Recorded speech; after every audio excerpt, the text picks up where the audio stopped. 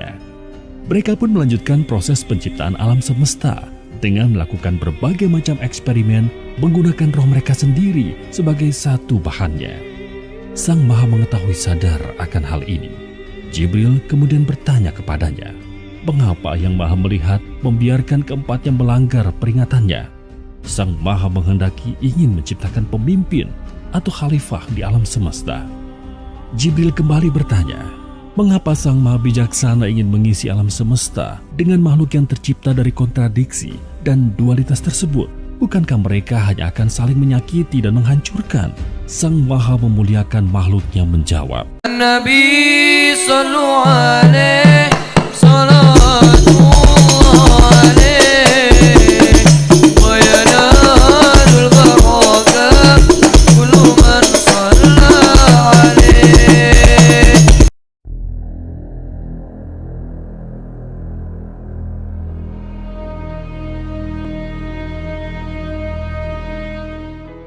Sebelum ada ruang dan waktu, Sang Maha Penguasa semesta menciptakan 5 makhluk untuk menjadi perpanjangan tangannya, agen atas kekuasaannya. Makhluk yang pertama adalah Ifrit, kekuasaan akan api diberikan kepadanya. Makhluk yang kedua adalah Khidir, kekuasaan akan air diserahkan ke tangannya. Makhluk yang ketiga adalah Jibril, kekuasaan akan cahaya dianugerahkan kepadanya. Makhluk yang keempat adalah Adam, kekuasaan akan tanah dimandatkan dalam kedudukannya. Makhluk yang kelima adalah Eva, kekuasaan akan angin disatukan dengan inti keberadaannya. Mereka berlima adalah Nur Muhammad.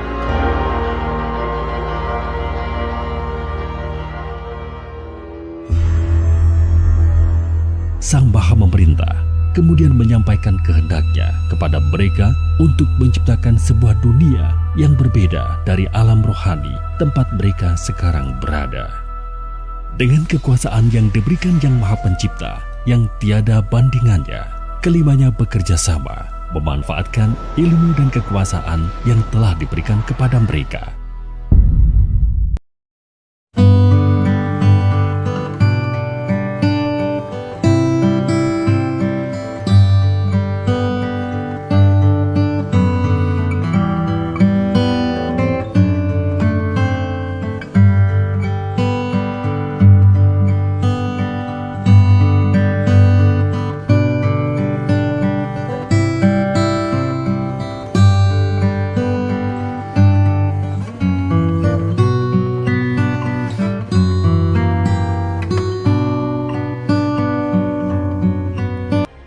Esensi utama yang menyusun eksistensi mereka di alam rohani.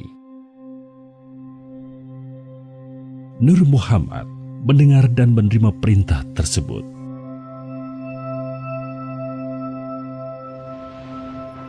Tidak lama kemudian, salah satu di antara mereka berkomentar bahwa kosmos ini begitu luas dan terus bertambah luas seiring dengan waktu.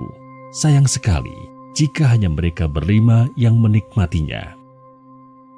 Mereka pun melanjutkan usaha pemanfaatan kekuasaan yang telah diberikan oleh Sang Maha Agung dengan menciptakan sebuah awal dan akhir bernama kehidupan di dalamnya. Mereka bereksperimen, mencoba mencari tahu seberapa luas kekuasaan yang mereka miliki, tetapi mereka tidak bisa menemukan batasannya. Di tengah-tengah kenikmatan dalam berkarya cipta ini, tiba-tiba larangan dari Yang Maha menetapkan terlintas di dalam pikiran mereka. Mengapa Yang Maha memberi keamanan melarang mereka menggunakan roh? Seiring dengan perkembangan dan perubahan terhadap makhluk-makhluk yang mereka ciptakan di kosmos, rasa penasaran mereka semakin menjadi-jadi. Hingga pada suatu ketika, keempat dari 5 bersaudara ini akhirnya tidak bisa menahan diri untuk mulai menggabungkan secuil roh esensi eksistensi mereka dengan makhluk-makhluk yang mereka ciptakan di alam semesta. Jibril menolak untuk ikut berpartisipasi dalam percobaan mereka karena patuh terhadap perintah Yang Maha menentukan hukum. Keempat saudaranya menganggap penolakan Jibril karena ia tidak mempunyai ilmu yang bisa digunakan dalam percobaan tersebut.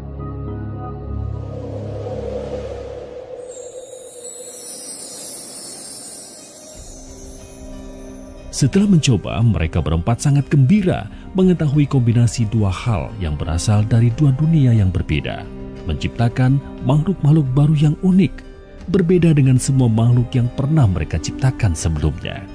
Mereka pun melanjutkan proses penciptaan alam semesta dengan melakukan berbagai macam eksperimen menggunakan roh mereka sendiri sebagai satu bahannya.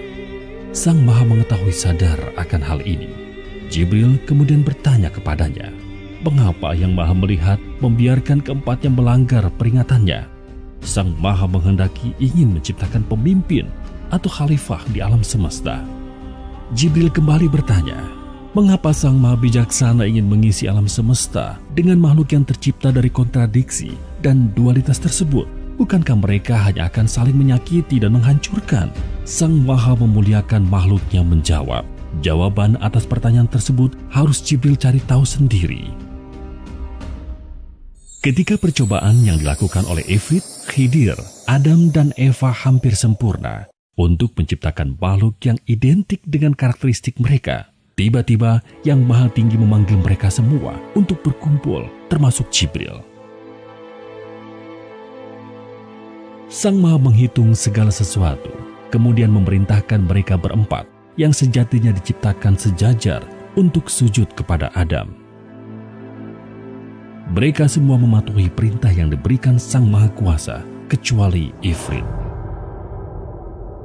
Ketika ditanya mengapa ia tidak mematuhi perintah Yang Maha Pengasuh, Ifrit menjawab, karena ia lebih mulia daripada Adam, karena ia diciptakan dari api, sementara Adam diciptakan dari tanah. Karena jawabannya tersebut, Ifrit pun diusir dari alam rohani untuk turun ke alam nyata.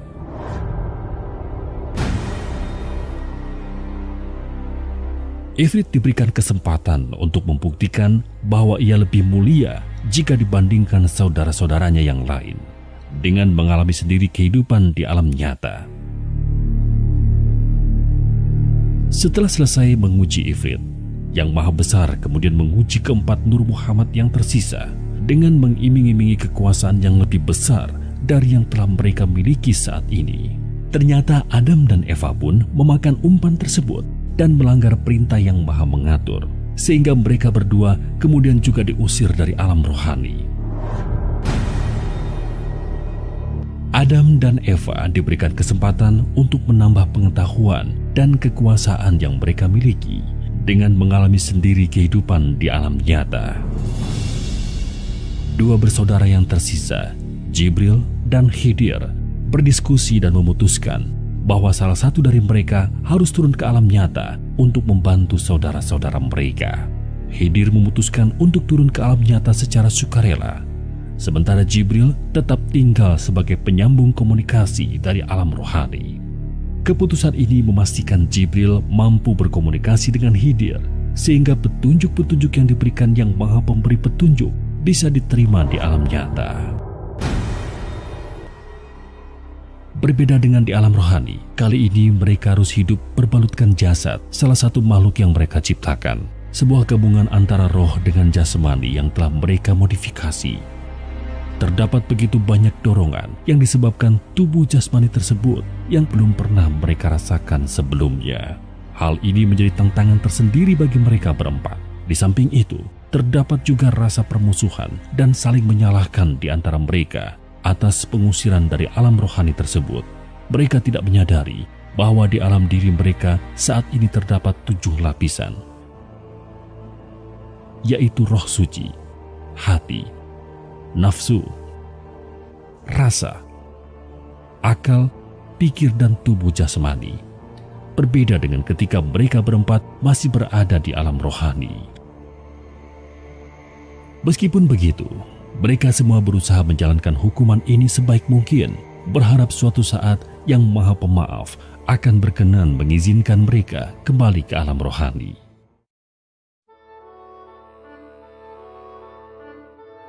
Setelah beberapa waktu, turunlah perintah dari Yang Maha Menyeimbangkan bahwa mereka harus berkembang biak dan mengisi alam nyata dengan anak-anak mereka. Pada awalnya, perintah tersebut tidak menjadi masalah bagi mereka. Secara perlahan-lahan namun pasti, mereka berhasil membimbing anak-anak mereka bagaimana cara bertahan hidup di dunia yang keras.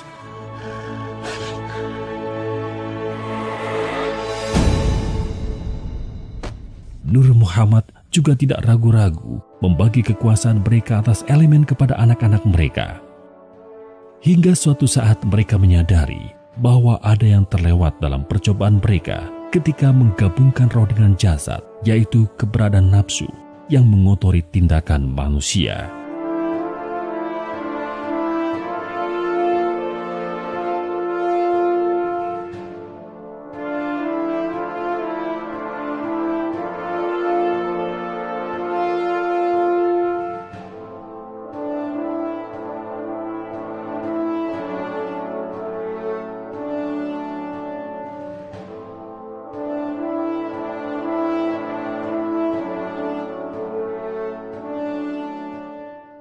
Anak-anak mereka, makhluk yang mereka sebut manusia, memiliki kecenderungan untuk dikendalikan dorongan tubuh jasmani mereka daripada rohnya. Kemudian ketika jasadnya mati, rohnya terjebak di alam nyata yang tidak bisa kembali ke alam rohani. Namun yang telah meninggal tersangkut di antara dua dunia. Mereka tidak benar-benar berada di alam nyata karena tidak memiliki jasmani, namun mereka juga jelas-jelas tidak masuk ke alam rohani. Hal ini mengakibatkan seiring dengan waktu manusia semakin sulit dikendalikan karena jumlah mereka terus bertambah. Nur Muhammad yang berpengalaman menciptakan alam semesta dan isinya ternyata mengalami kesulitan dalam mengendalikan kecenderungan hewani anak-anak mereka. Menanggapi hal tersebut, masing-masing Nur Muhammad dengan cara mereka sendiri memodifikasi sebagian ruang dan waktu di alam nyata untuk menciptakan kantung-kantung dimensi sebagai tempat sementara bagi roh-roh tersebut.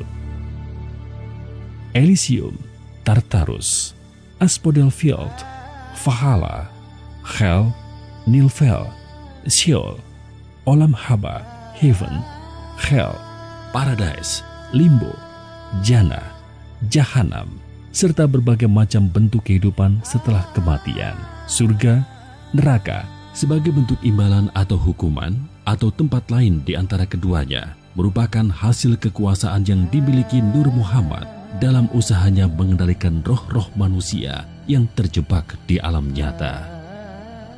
Tetapi hal ini hanyalah sebuah solusi jangka pendek yang tidak menyelesaikan permasalahan. Berbeda dengan Nur Muhammad, manusia tidak memiliki daya yang cukup untuk melihat dengan jelas kekuasaan yang Maha Pencipta dalam segala hal, termasuk keberadaan alam rohani yang sebenarnya. Oleh karena itulah, kantung-kantung dimensi di alam nyata atau bisa juga disebut alam fana, pada akhirnya seringkali disalahpahami sebagai alam rohani yang sebenarnya.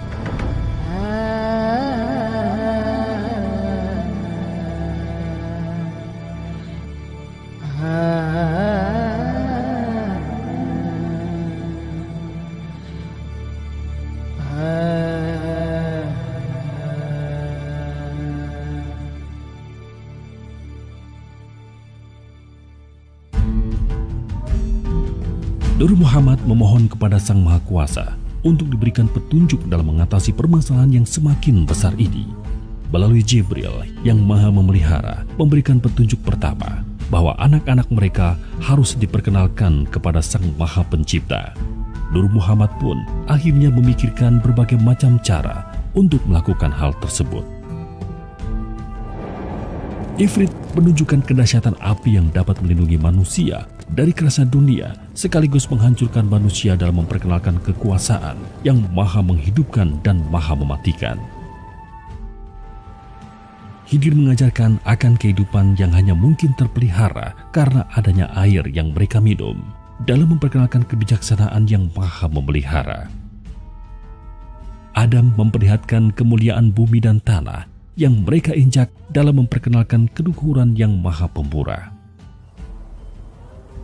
Eva memberikan pemahaman akan kelembutan sekaligus kekejaman udara yang mereka hirup dalam memperkenalkan keadilan yang maha nyata sekaligus gaib. Usaha memperkenalkan umat manusia kepada Sang Maha Pencipta berlangsung hingga puluhan ribu tahun. Akibat situasi yang menyebabkan mereka diusir dari alam rohani, Nur Muhammad lebih suka bekerja sendiri-sendiri. Di setiap siklus pengenalan akan Yang Maha Pencipta yang mereka lakukan dengan cara mereka sendiri-sendiri, manusia memang menjadi lebih terkontrol karena melihat sosok Nur Muhammad secara langsung. Tetapi begitu waktu berlalu dan ditinggal untuk berusaha sendiri, manusia selalu kembali pada kekacauan dan kerusakan. Bahkan, sebagian justru menyembah Nur Muhammad daripada Yang Maha Kuasa yang sebenarnya. Untuk menghindari pengkultusan tersebut, mereka mulai menggunakan sosok manusia khusus sebagai lewatan dalam menyampaikan ilmu kepada umat manusia. Sosok manusia tersebut sebagian kita kenal dengan sebutan Nabi atau Rasul. Jika satu cara tidak berhasil, maka akan dilakukan modifikasi dan melakukan pendekatan baru. Tidak jarang Nur Muhammad juga harus menekan tombol reset, menghancurkan kebudayaan manusia yang dianggap terlalu menyimpang agar bisa memulai proses tersebut dari awal. Itulah sebabnya terdapat jutaan agama dan kepercayaan di sepanjang sejarah umat manusia. Sebagian masih hidup dan dilaksanakan, sementara sisanya sudah hilang di telan waktu. Agama Islam yang dilewatkan melalui Nabi Muhammad, yang kemudian berkembang dalam berbagai versi, merupakan hasil kolaborasi dari Khidir dan Jibril. Agama Kristen, Katolik, dan segala bentuk turunannya yang menjunjung tinggi Kristus dan cinta kasih merupakan hasil kolaborasi Hawa atau Eva dan Jibril. Agama Hindu dan berbagai bentuk kejawen serta berbagai tradisi yang mengajarkan kemuliaan kepada manusia melalui cerita kepahlawanan merupakan hasil kolaborasi Adam dan Jibril. Agama Konfusius, Buddha, dan berbagai ajaran berbau ateisme yang mengajarkan kemuliaan kepada manusia tanpa secara eksplisit harus menyembah dan mengakui keberadaan Sang Pencipta merupakan hasil kolaborasi antara Ifrit dan Jibril. Dalam semua contoh ajaran kebaikan tersebut, Jibril hanyalah berfungsi sebagai kolaborator Nur Muhammad yang ada di alam nyata dalam berhubungan dengan Allah. Setelah melakukan berbagai pendekatan dan usaha yang tidak terhitung, Nur Muhammad tidak pernah berhasil mengantarkan satupun roh anak-anak mereka kembali ke alam rohani.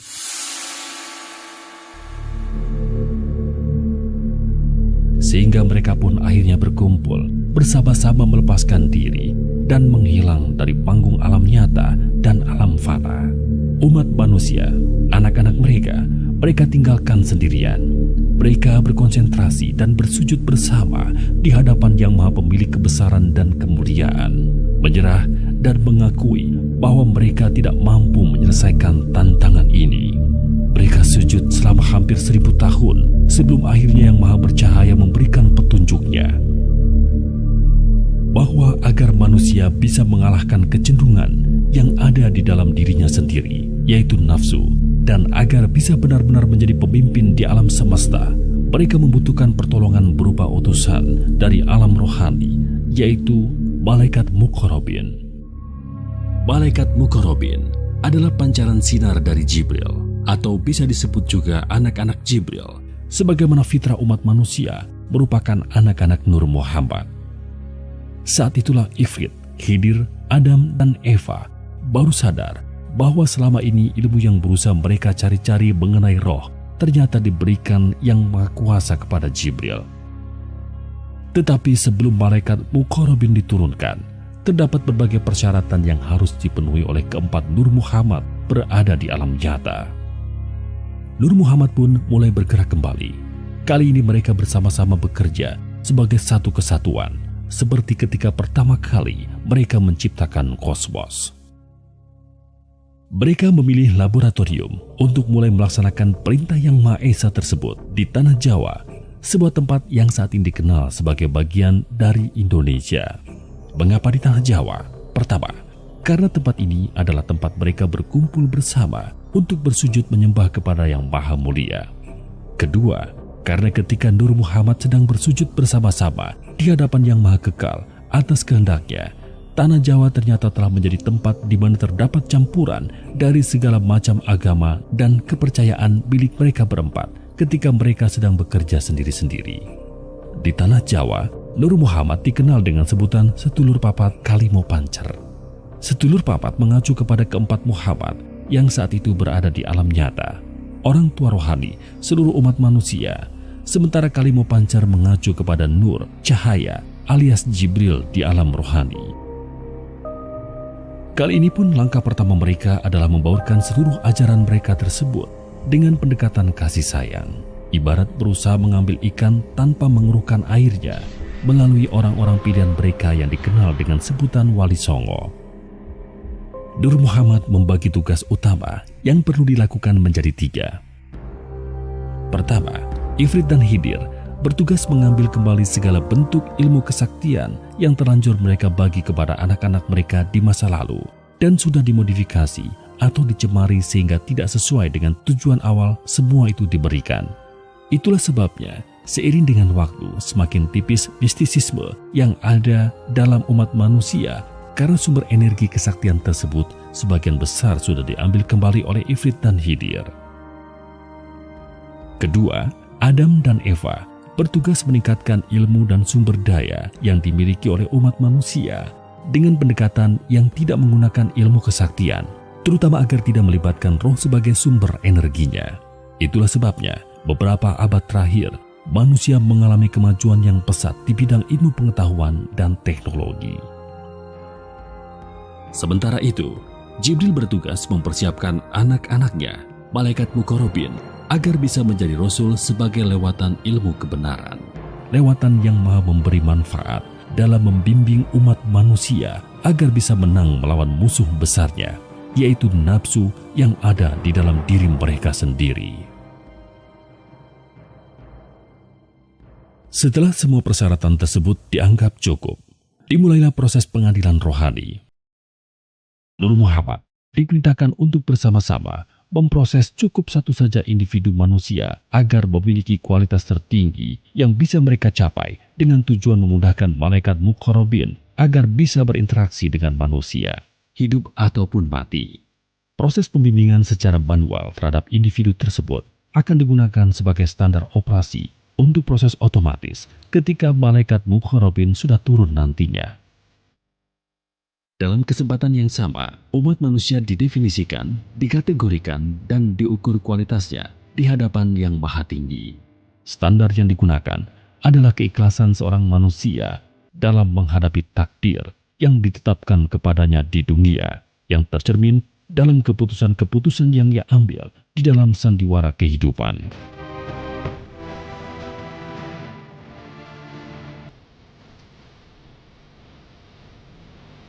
Semakin tinggi kualitas keimanan manusia di hadapan Yang Maha Esa, semakin banyak dan berkualitas malaikat muqarrabin yang diutus untuk membimbingnya.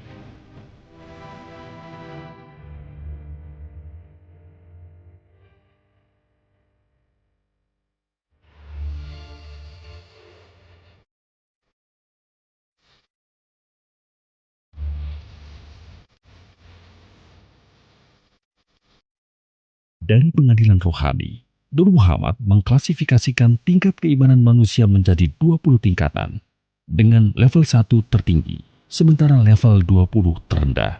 Tingkatan ini untuk menentukan berapa jumlah dan kualitas malaikat muqarrabin yang akan memberikannya pertolongan dari dalam diri manusia.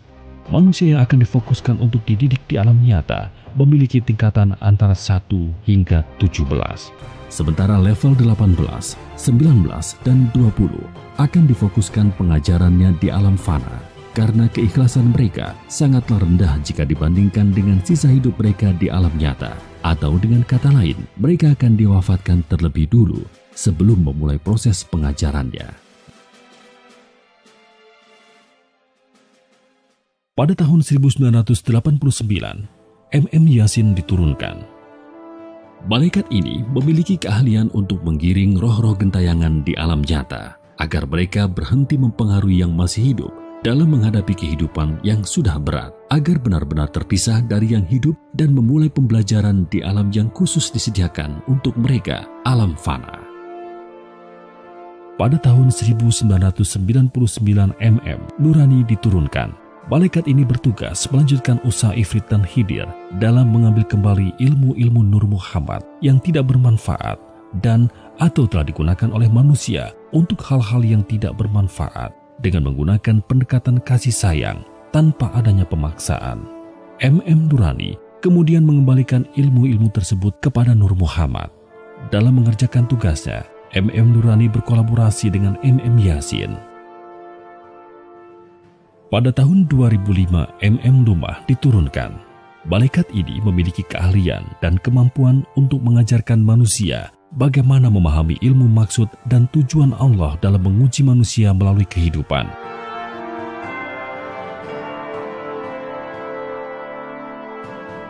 Agar manusia mampu sadar untuk berusaha sebaik mungkin dalam menghadapinya, agar lulus ujian kehidupan tersebut. Kelulusan atas ujian kehidupan merupakan modal utama manusia agar segala tindakannya bisa dilakukan dengan niat hanya karena Allah, sehingga pada akhirnya akan mampu berakhlak mulia yang sebenarnya. Sebagaimana tujuan awal manusia diciptakan, menjadi pemimpin bagi alam semesta.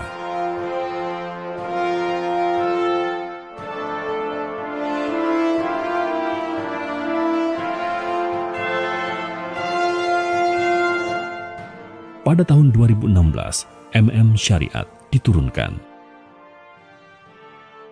Malaikat ini memiliki energi dan keahlian untuk menggerakkan manusia agar mampu hijrah dari kecenderungan untuk berbuat baik dan buruk yang sifatnya relatif di hadapan sesama manusia, menjadi kecenderungan untuk berbuat benar yang sifatnya absolut di hadapan Yang Maha Mulia. Dalam melakukan tugas mereka, Lumah berkolaborasi dengan Syariat.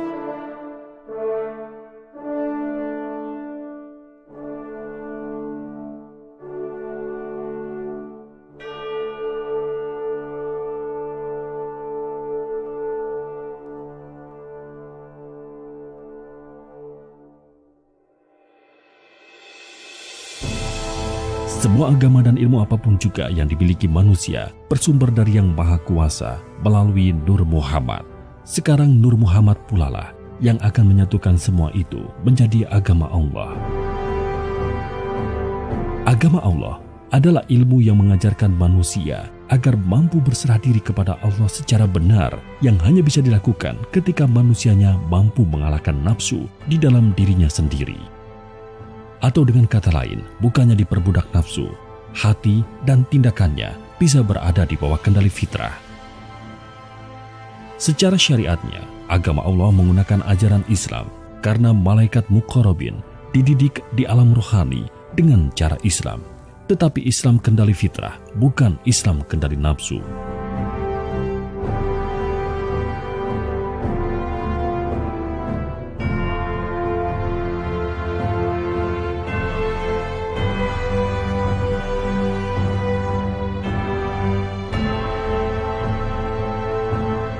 Masa inilah yang sejatinya disebut sebagai masa kejayaan dan kebangkitan Islam, di mana Islam benar-benar menjadi rahmatan lil alamin, rahmat untuk seluruh alam. Allah Zat yang Maha Merencana, sesuai di dalam surat An-Nasr, apabila telah datang pertolongan Allah dan kemenangan, dan kamu lihat manusia masuk agama Allah dengan berbondong-bondong, maka bertasbihlah dengan memuji Tuhanmu dan memohonlah ampun kepadanya. Sesungguhnya Dia yang Maha Penerima Taubat. Muhammad ini dibuat agar setiap individu mampu memahami dengan terang dan jelas bahwa seluruh agama dibuat Allah melalui mereka. Nur Muhammad biang dari fitrah kita, orang tua rohani kita. Merekalah yang memulai adanya dunia ini. Di akhir zaman ini mereka akhirnya diizinkan oleh Allah untuk membuka semua misteri dunia ini. Penjelasan di video ini akan membuat wawasan kepada seluruh umat manusia dimanapun berada. Allah Zat Maha Mencipta segala yang ada di langit dan di bumi. Segala ciptaan Allah mengandung ilmu, maksud, dan tujuan, tidak ada yang sia-sia.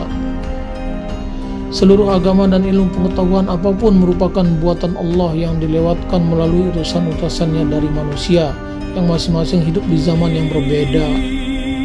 Oleh karena itu, pesan yang mereka sampaikan pun juga berbeda-beda. Meskipun begitu, tujuan seluruh agama diciptakan agar agama manusia berakhlak mulia dalam berbagai perbedaan di situasi tersebut. Ini dimulai dengan cara mau mengakui bahwa diri penciptaan oleh Sang Maha Pencipta.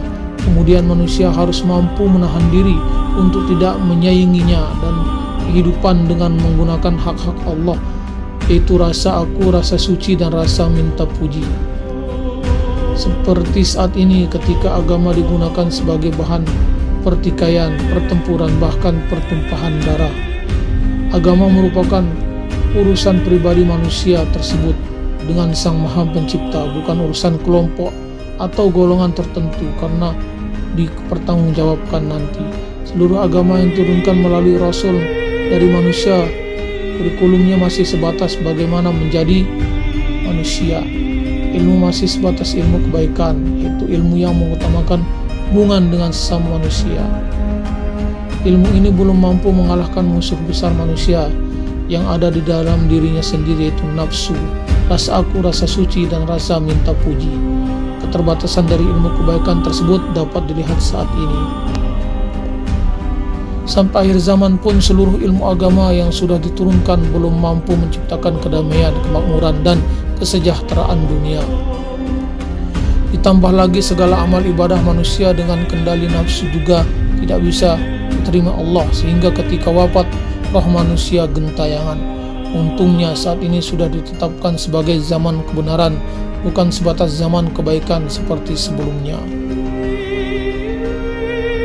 Zaman kebenaran ini Allah menurunkan pertolongannya dengan menurunkan rasul-rasul malaikat yang digunakan sebagai lewatan ilmu kebenaran. Hanya setelah itu tercapai, manusia baru akan mampu mendamaikan dunia, karena malaikat tersebut akan membimbing manusia bagaimana menciptakan perdamaian di dalam dunia ini. Ilmu kebenaran, yaitu ilmu yang mengutamakan hubungan dengan Allah, juga bagian dari ilmu tentang roh. Dari inilah kita akan mengenali dan melawan musuh terbesar kita, yaitu nafsu.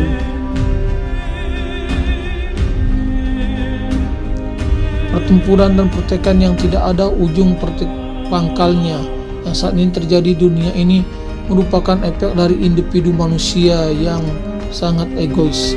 Nafsu memang memiliki kodrat menggerogoti hati dan tindakan manusia. Setiap individu manusia memiliki potensi yang besar untuk kalah dari pengaruh nafsu tersebut. Di sisi lain, setiap individu manusia juga mempunyai fitrah atau roh suci yang mempunyai kodrat membersihkan hati.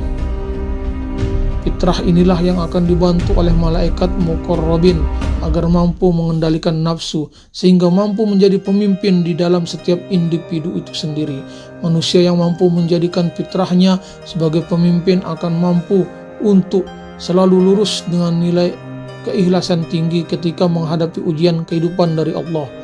Merekalah yang akan mampu menciptakan perdamaian, kemakmuran, dan kesejahteraan di dunia.